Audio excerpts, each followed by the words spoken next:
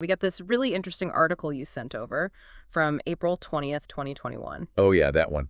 It definitely taps into that need to sort of measure ourselves, see where we are. It does, and it uses this framework, the Kardashev scale. The Russian astrophysicist, yeah, based on energy use. Right, categorizing whole civilizations. And the article hints it could even go up to like 7 levels, which is wild. That's a huge concept. But here's the kicker. The article basically says, well, it suggests we're not even level 1 yet. Not even close, apparently. It pegs us at around 0.7. 0.7. Oh, yeah. And possibly even falling. Yeah, potentially going downwards, Mm-hmm. which is quite a statement. Level 1 means using all your planet's energy. So we're not there.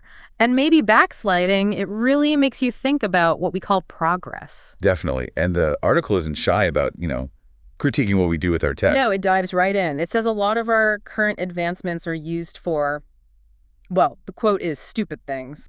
It specifically calls out NFTs, saying, look, it uses really advanced graphics tech, like from gaming, Okay. but does it offer, deep artistic value or Yeah. philosophical insight? Does it help us grow as a civilization consciously? The article seems to say, probably not.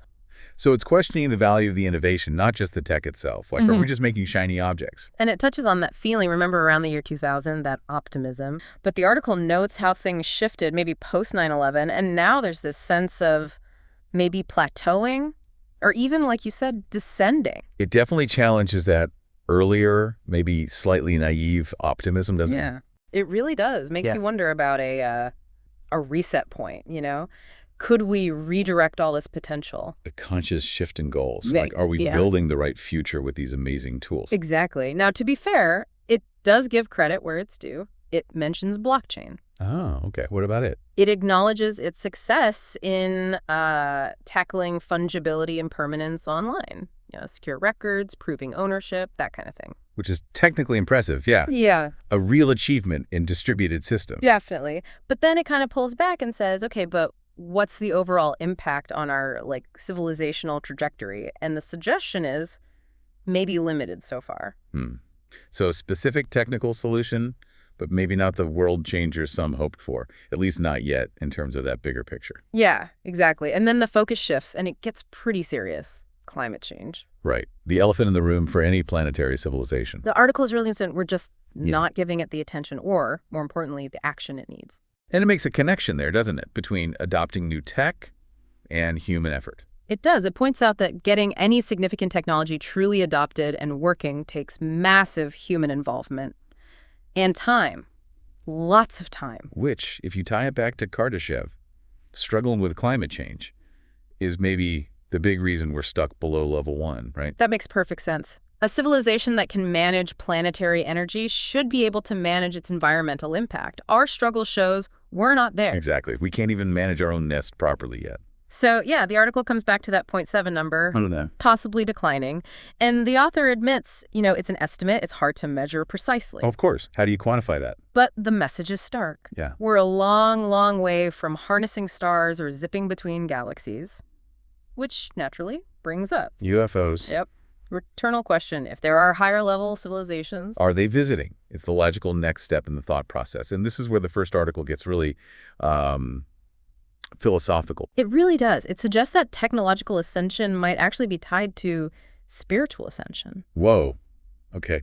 How does it frame that? It talks about a kind of reciprocity, a dialectic, it calls it, between humans and machines. Like, our tech shapes us, but our values, our spirit, should shape our tech. A two-way street. So maybe the reason we're stuck at 0.7 isn't just about physics and engineering. But maybe because we're neglecting the nourishing of our souls or the planet through our technology. That's the idea. It taps into that feeling, maybe a current frustration, that our tech capabilities are kind of outstripping our wisdom. Yeah. Like, we've built this incredible engine, but we're not sure where to drive it. Or maybe we're driving it recklessly. And it brings up examples like Zuckerberg and Facebook's origins. Yeah, suggesting the initial intentions maybe back in the 60s, 70s, 80s. The ideas behind connecting people felt like societal advancement. But the reality hasn't quite matched that utopian vision. Maybe it even took us sideways or backwards in some ways. That seems to be the feeling. Like, Yeah. we had this dress rehearsal for utopia, as the article puts it. Oh, I like that phrase. But the real performance, the actual leap, hasn't started. Wow. Okay. And that ties into the second article you sent, also from April 20th, 2021, the one titled Thoughts on UFOs. Exactly. It picks up right there.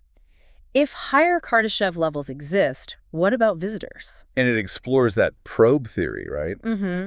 The idea that advanced civs wouldn't necessarily come themselves, at least not at first. They'd send out, like, automated drones. Scouts, looking for planets like ours, life-supporting conditions.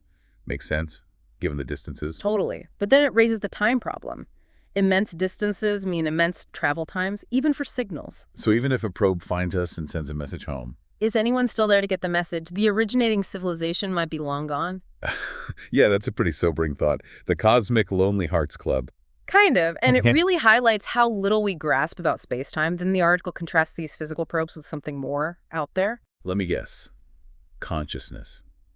Spirituality again. You got it. Traversing space through spiritual dimensions as ethereal beings. Okay, so linking right back to that first article's idea, maybe true interstellar capability isn't just about engines, but about evolving consciousness. That seems to be the connection it's drawing. It's not just better gadgets, it's maybe a deeper shift. Interesting. And the UFO article also questions the classic shapes, right? The Yeah. saucers and cigars. Yeah. It's like, why those shapes? Are they really the peak of interstellar design? Yeah. Or just what fits our, 20th century imagination? It highlights how little we actually know. Good point. And it brings up the skepticism too, doesn't it? Photos, videos. Oh, yeah. Secondhand accounts, the potential for hoaxes, Photoshop. It even ironically mentions blockchain in the context of verification or lack thereof.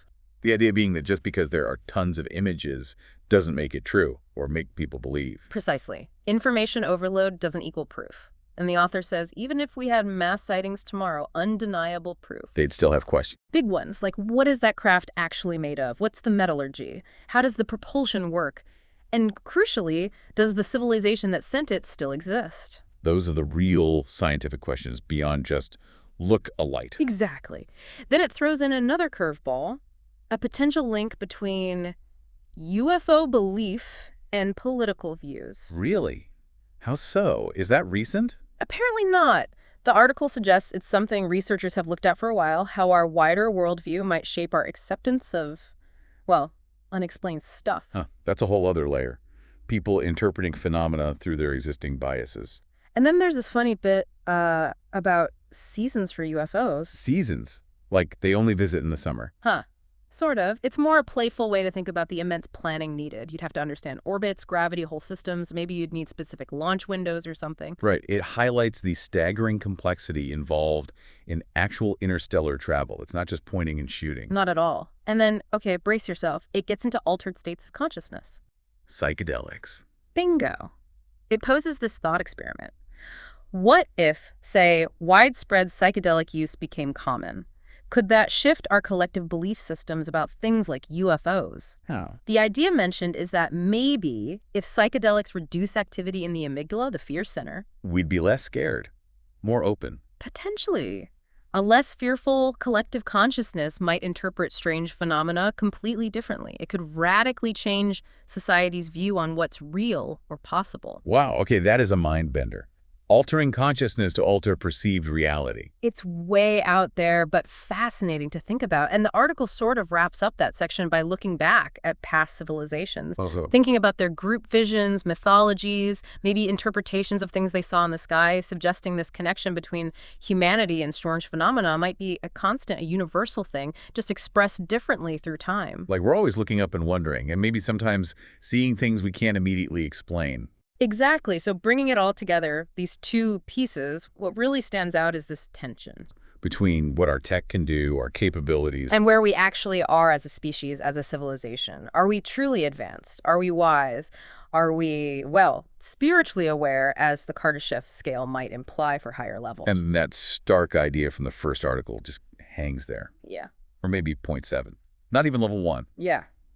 And maybe slipping. It's humbling, isn't it? Despite everything, the internet, space probes, AI, we might be fundamentally stalled, or worse. Makes you redefine progress. It really does. So I guess the final question that leaves us mulling over is, what does it take to make that real leap? Is it just better technology, faster chips, bigger rockets? Or does it need something deeper? A shift in, like, our values, our priorities as a whole species? Yeah. Maybe even A change in how we see reality itself. Yeah. What do you think? What's the missing piece for humanity to truly, genuinely advance? Something to think about.